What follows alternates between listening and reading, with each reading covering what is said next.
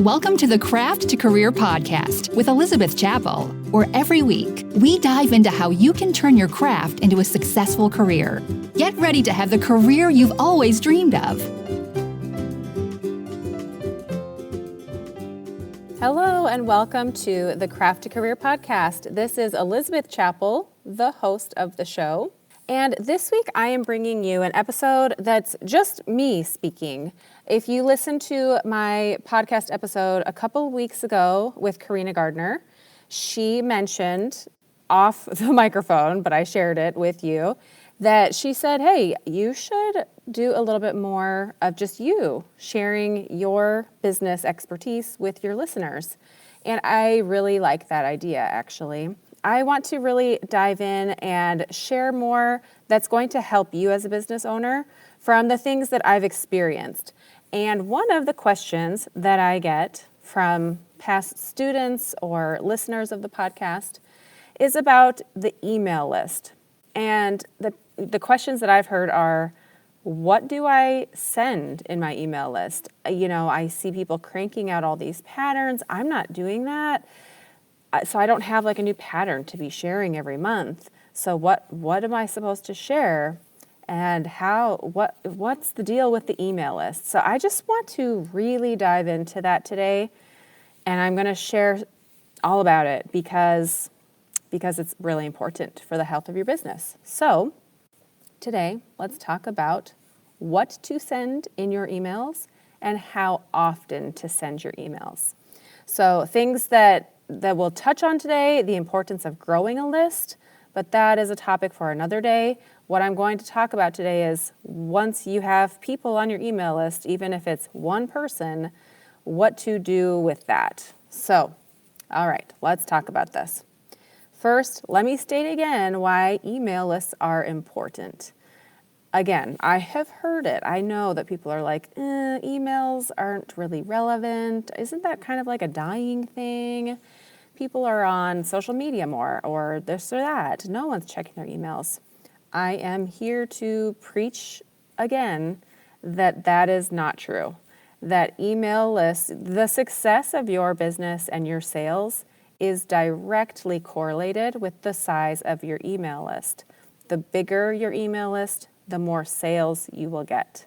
That is just a fact, and it's something that I heard multiple times from specialists in marketing and business, and I was skeptical myself at first, but now I have seen it, and I have seen it with enough of my students to know it actually is true. It's a numbers game. So the more people on your list, the more sales you're going to get.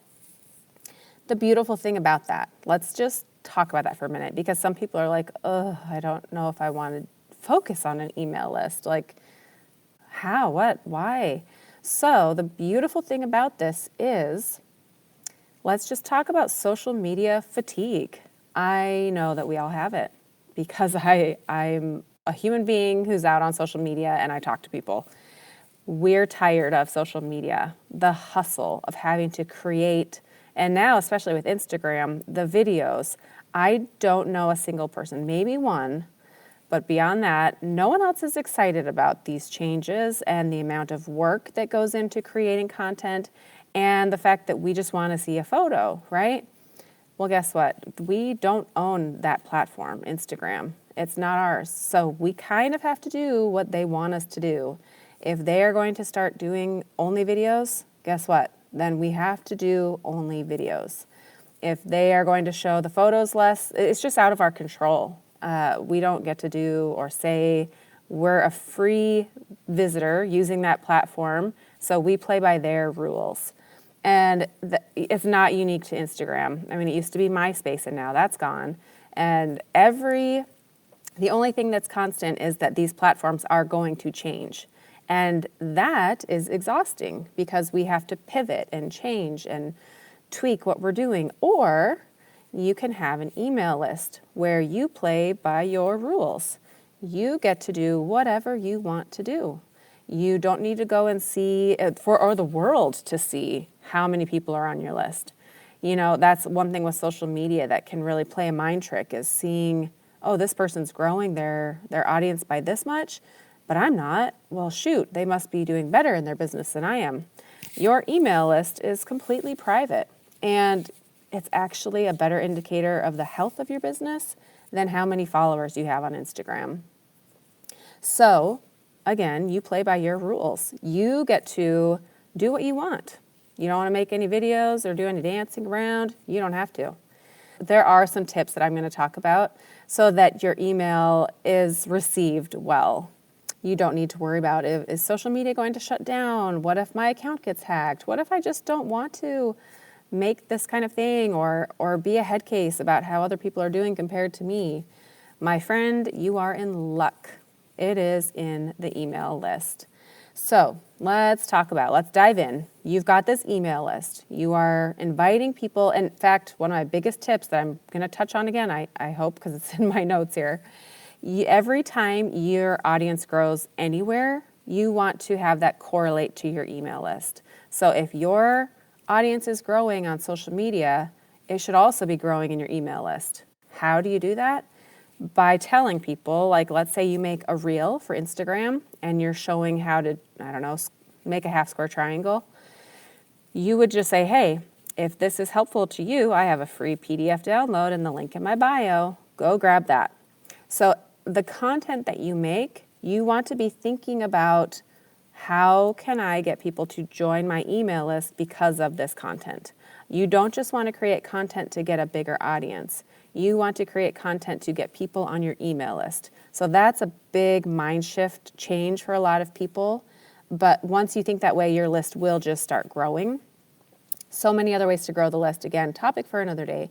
But once you have this list, you want to have fun with it. Remember that these people on your list, it's not just this like ambiguous thing. It's actually individuals and people who have thoughts and feelings and emotions, and they're there because you have thoughts and feelings and emotions, and they're there for that human connection. So have fun, try different things with your email. So things that you can, when I say play with ideas, what I mean is try sharing some different things. Do you like reading books? Share what book you've read lately and give a little review of it, like this one was amazing or whatever, I didn't resonate with this as much. I will say to try to stay positive in your emails. So as much as you might be sharing different things, we have enough negativity in the world. And I'm not saying to lie about things. I'm just saying to look for the positive in things. So let's say you read a book that you didn't love.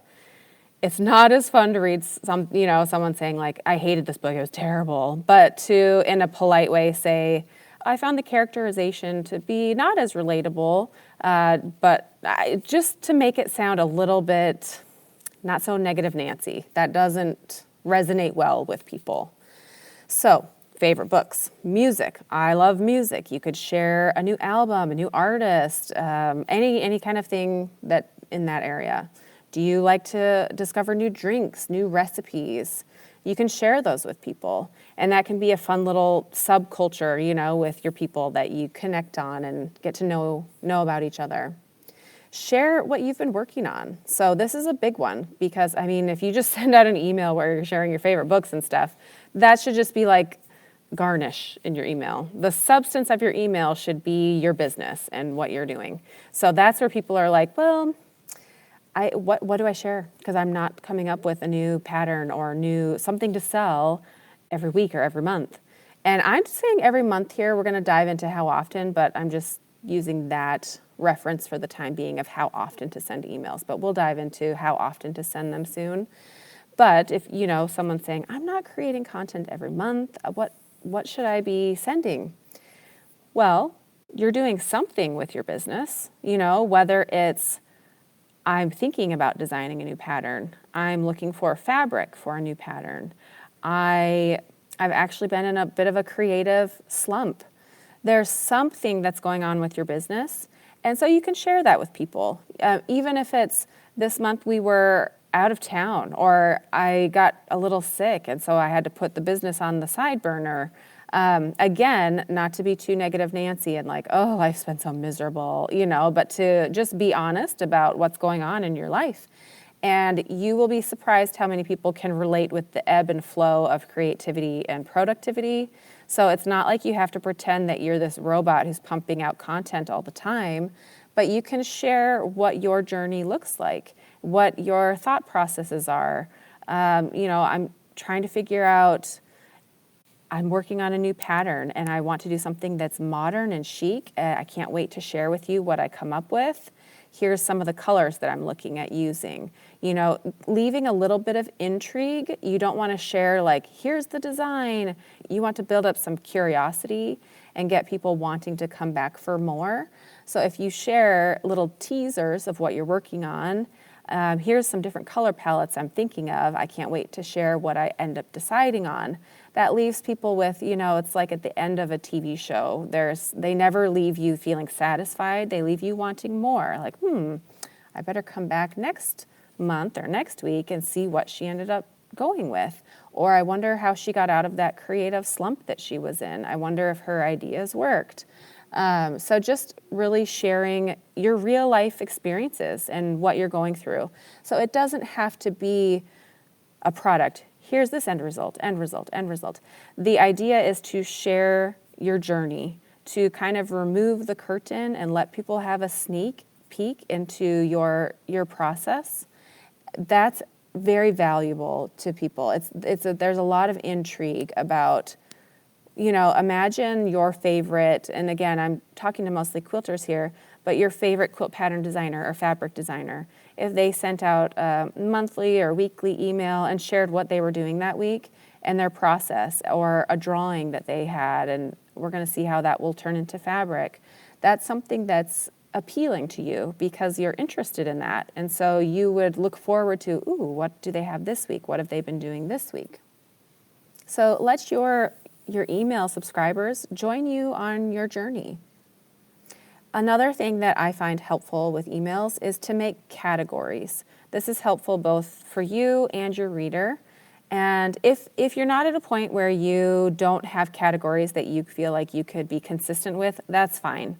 But if you've gotten to a point where you're like, every month, every week, every 2 weeks, however often you're sending your email, I could definitely talk on my latest blog post, then have that be a category. I could definitely talk on my creative process, what I've been doing. Make that a category.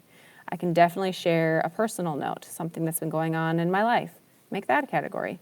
And that way your readers get to know, she generally talks about these things, and they come to expect that and look forward to it. So for me, I have categories that I usually follow. I might vary from it given what's going on at a certain week. But my different categories are my guest blog post. So every week I have a guest on my blog, and they share some kind of tutorial or tip or trick. So I share what that guest blog post has been. Every week I have a podcast, so I share a little category of the podcast. Then I have a category where I share a latest make or something from the membership, a highlight from the membership. I like to share on a personal note, something from my life that's been going on. And then I got this idea, sometimes I'll switch out on a personal note with sharing my team, people who are on my team at Quilters Candy and what they do. I feel like, I think I saw that in someone else's email, and I thought that was kind of cool. And I thought that my readers might like to see, remove that curtain and see who I've got here with me and how I'm doing all these things, where it might just look like I'm doing so much. But really, I have people who help me do that, and here's who they are, and here's what they do. So I realized that I have these categories because I've been in the business for a while. Even probably a year ago, I would not have, I didn't have a weekly podcast a little over a year ago, and I didn't have guest blog posts every week. So it was much more sporadic. And I definitely wasn't sending out a weekly email. That's been something in the last year. So keep in mind, I've been in business for a while, so don't freak out if you're like, every week, that works for me because I legitimately have new content every week. But if you don't have as much content, you want to be staying in touch with the people on your list. So aim for once a month to reach out to people. And I say that, I know some people who send out a quarterly email. That is an idea, But think about the purpose of your email list. You are wanting to form a friendship with your audience. You want to be on their mind. You want them to be remembering you, knowing you, thinking about you. It's not a good look if you just send an email out whenever you're trying to sell something. That's the fastest way to get people to mark you as spam or unsubscribe. You really want to focus on building a friendship and nurturing a relationship. And some tips for that are when you write, we've talked about some things to write about, but now let's talk about how you write.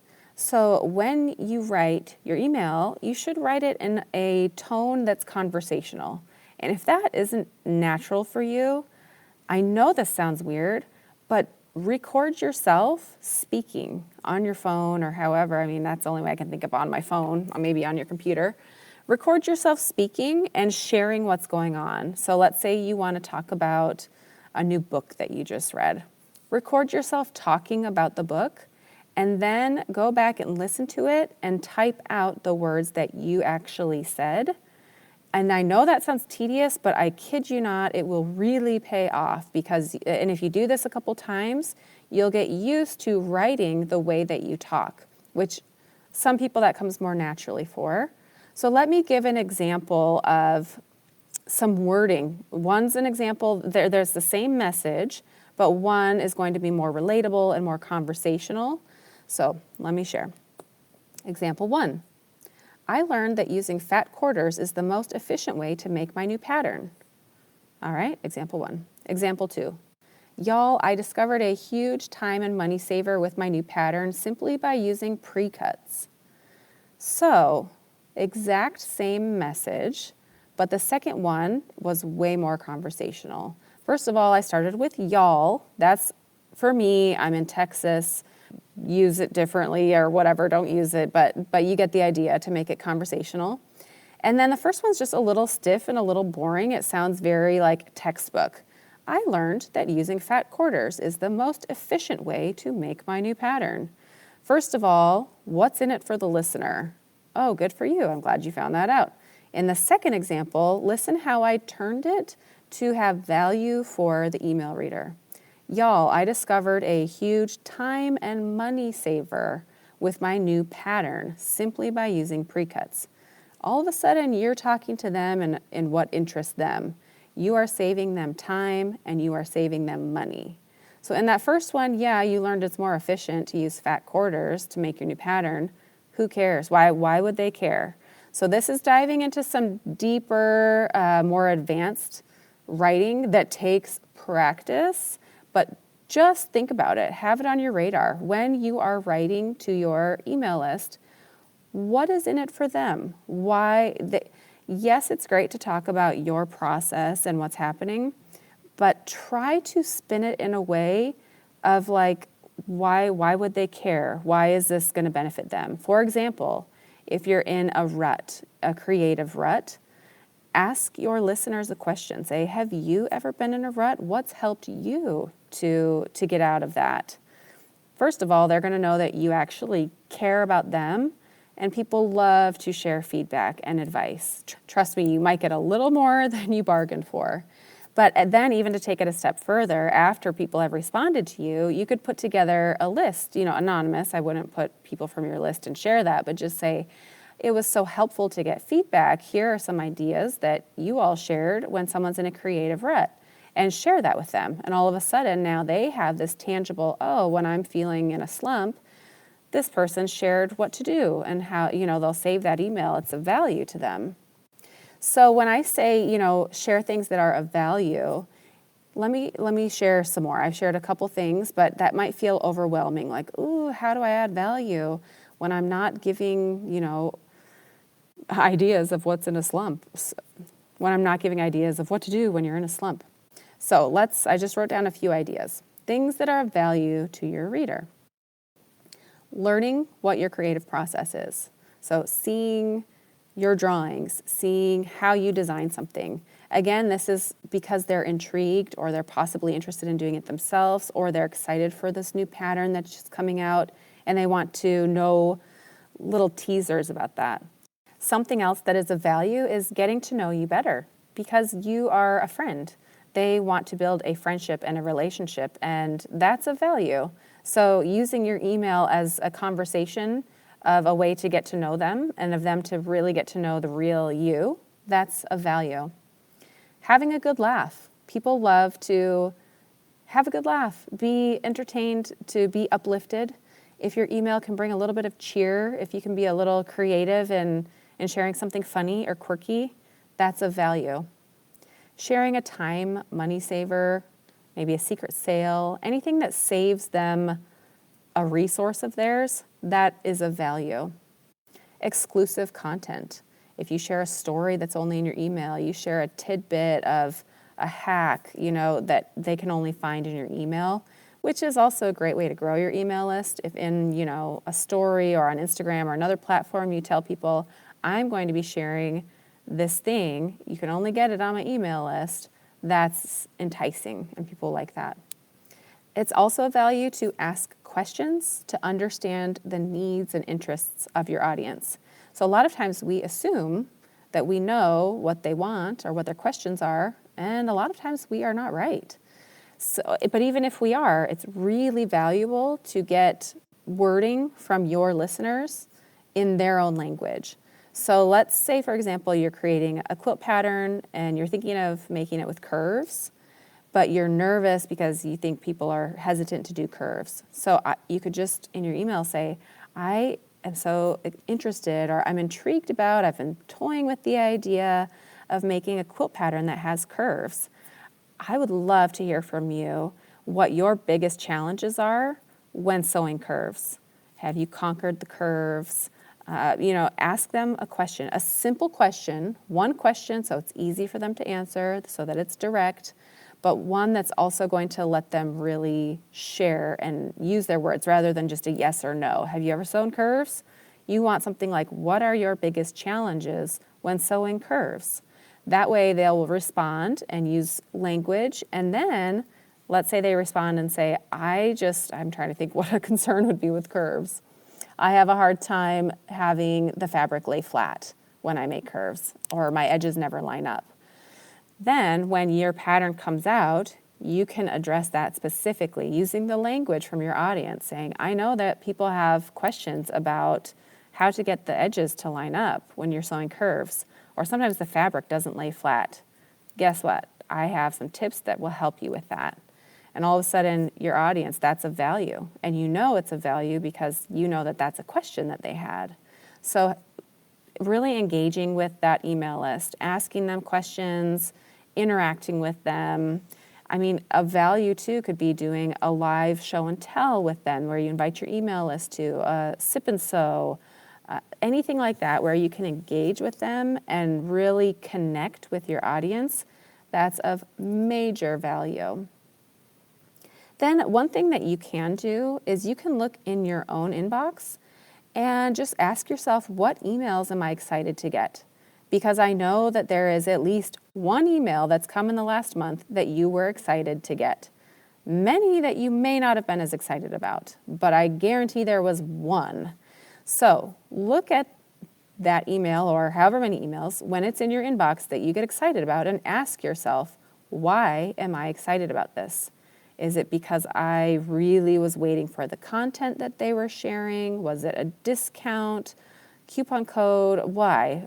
Is it because they're fun and whatever they share you just can't get enough of? But really evaluate when you get an email how you feel about that email, and then remember that with your own emails. Especially think about the emails you don't like getting. When you open an email and you think, ugh, waste of time, ask yourself why. When you open an email, do you like to see photos? Do you like to see GIFs? Do you just want text? What appeals to you? And think about that. Then let's talk about the unsubscribes. This one is not as fun, but we have got to address it because every time you send an email out to your list, people will unsubscribe. So I'm telling you that so you know that it's normal. It is a healthy part of your growth process. If that really stresses you out, just don't look at the unsubscribe numbers. You want to be aware if people are marking you spam a ton. But here's the deal. If you are doing the things that I'm talking about in this podcast, you don't need to worry about the unsubscribes and people marking you spam. It happens every time you send an email. It's inevitable, but it's not going to be crazy to where like they're going to shut down your email account because you're spamming. No. If you are doing the things that we're talking about here, you are just fine. Part of sending out the email list is finding your people. You know, if you have this huge net and here, get my free half square triangle tutorial, you're going to gather a lot more people. But once they start realizing what you're about, they're going to realize if this is a place that they want to stick around and hang out, it is not personal. It is just whether or not your business is a right fit for them at that moment. So don't sweat it. Again, don't look at the numbers if it's going to freak you out. A lot of times people unsubscribe at a certain time and then they come back later. So it's not like it's lost and gone forever. It's just that right now what you're offering might not be the ideal fit for them, but they could very well come back in the future and join up again. And so it's a natural process. And again, people get afraid to send emails out because they're like, oh, I'm going to annoy these people. That we've really got to talk about that, because why do you have an email list if you're not going to email those people? Is it because when you do have a sale, you want to reach out? There is really no point in having an email list if you're not emailing those people. It's a waste of your time and your space. And if they don't like what you have to offer, then they shouldn't be on your email list. And so really, I mean, that brings us into a whole big topic of your niche and your business, which is very important as well. And I'm just going to dabble in that. In order to start building an email list, you want to know what you're offering. You want to know what your business is. What is your niche? Why do people want to come to you? And it might alter and change, and that is totally normal. And if you're like, well, if you just have an inkling of an idea at this point, you could still build your list. But as you narrow down your niche and you get really specific with what you're offering, it's very normal for people to leave the list, because at first they probably came for something else, and now you're narrowing down your niche to this other thing. That's okay, because you only want to be reaching out to the people who want what you offer. And so it's more about finding the right connection, finding the right people. I would rather have a list of 10 people who are diehard super fans than a list of 10,000 people who don't really want to hear from me and find it annoying that I'm emailing them. So in order to have a successful, healthy email list, you first need to know what you're offering and have that niche narrowed down. Like I said, don't freak out if you end up pivoting. Just know that people are going to unsubscribe a bit from your list. And that's actually what you want, because you want to find people who are interested in what you have. So it's same with like if someone has an Instagram account that's a family account and they have 500 people and they start a business and they're like, well, should I just switch this one to a business account so that I can keep those people? No, Those people are there for your family thing. They're not there for your business. And once you start changing it to a business, they're going to be like, oh, this is not what I signed up for. I'm out. So no, you start a business account. Same with your email. You're starting a new business, you start a new email account. And you find people who are there for what you are offering. So let's kind of recap the things that we've talked about. So first of all, step 1, you want to have a business where you know what you offer. Number 2, you want to start growing your email list. And remember, that's really the heartbeat of your business. It's not just a plan to have an email list, it is the plan. The healthier your email list is, the healthier your business is. You will have more sales that come from your email list than from anywhere else. So definitely focus on growing the email list. And whenever your audience grows elsewhere, remember to point them to your email list. Give them incentives to join your list. If you're making a reel, if you're making a post, remember to point people to have a call of action, CTA, call to action in your posts. Really, every single one should have one. And often you want that to be to click the link in my bio to get this thing, and to get that thing, they join your email list. Once they're on the list, you want to nurture a relationship. You really want to become friends with them.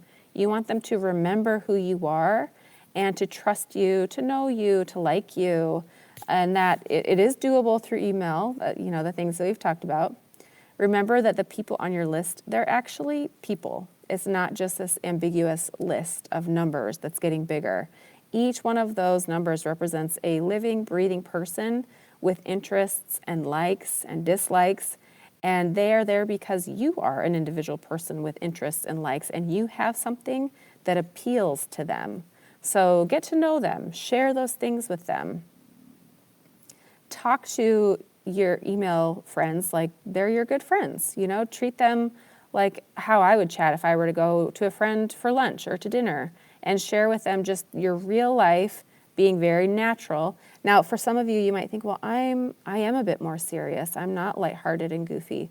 That's totally fine. Then let that come across in your email list, because people will be attracted to you for you, and that's what you want. Remember to share behind the scenes. So what have you been up to in your business this month? Again, it doesn't have to be an end product. You want to be sharing your process. Share the day-to-day, month-to-month, however often, what is actually going on. And then share what's exciting that's coming up. That's a great one to get people to want to come back for more, and make sure to read the next email. Give little teasers of things that you're going to be sharing or that you're looking forward to. Don't worry if you've been in a creative rut. You can share how you're coping with that. You can ask for advice. It's real life. We know that people are not just these robots that are pumping out content all the time. And remember that that's relatable. And so you can absolutely talk with your audience about the ebbs and flows of your business. But I do want to remind you to keep it in a positive tone. No one wants to, like I said, we have enough negativity in the world. So even if you are having a hard time, there are ways to word that's not just so like, well, everything's terrible, but just share it in a positive, how do I say that? In a realistic but positive way. And you can share, another great thing to remember is to share some personal things. So your favorite things, a recipe, a book, music, nail polish, whatever you really love, share those fun things. And of course, ask questions. So it is really great to ask questions to get to know their wants and their needs, and to really use their verbiage when you reach back out to them. You'll know that this is something they've been struggling with, or this is something they want to know more about. And so you can tailor your content to what they're actually needing and wanting. And then let's remember not to sweat the unsubscribes. It happens. It's how we grow. It's how you find your people. And so just know that that's normal, and don't sweat about it. Don't worry about it.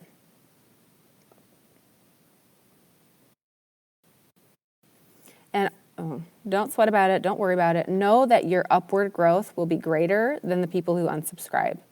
If you are doing the things that I've mentioned in this podcast, then don't worry. Your email list will grow more than it shrinks.